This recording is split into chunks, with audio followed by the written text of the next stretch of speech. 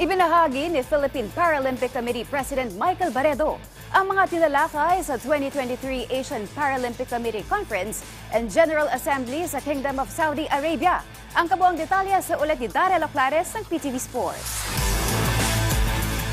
Bilang kinatawa ng Timog Silangang Asya, dumalo si Philippine Paralympic Committee President Michael Barredo sa 2023 Asian Paralympic Committee Conference at General Assembly noong nakaraang linggo sa Kingdom of Saudi Arabia. Nakasama ni Barredo ang higit 200 National Paralympic Committees representatives mula sa 45 bansa sa pangunguna ni Saudi Olympic and Paralympic Committee Vice President Prince Fahad bin Jalal. Sa naging panayam ng PTV Sports kay Barredo, sinabi niya na bukod sa mga isinagawang assessment sa mga para-sports events ngayong 2023, tinalakay din ang plano ng APC sa mga susunod na taon.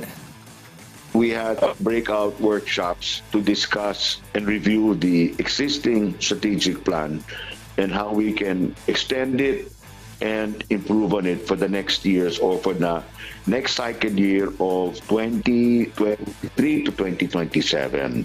Sa pagpasok ng panibagong cycle year, nagtapos na rin ang termino ni Barredo bilang Vice President at Executive Committee Board Member ng APC. Sa kabila nito, handa pa rin si Barredo na maging bahagi ng organisasyon.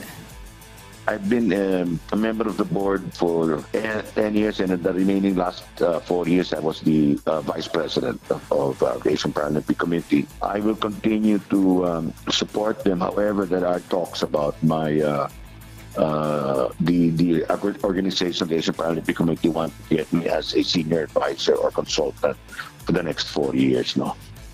Ikinatuwa rin ni Barredo ang naging malaking development ng para-sports sa Asia mula nang magsimula ang APC. Malaki ang naging improvement at development ng para-sports sa Asia. Napakalaking improvement. And hopefully in the future, aming mga binabalak talaga is mas maraming participation manggagaling sa Asia doon sa Paralympic Games na ginaganap every 4 years. Daryl Oclares para sa Bayan.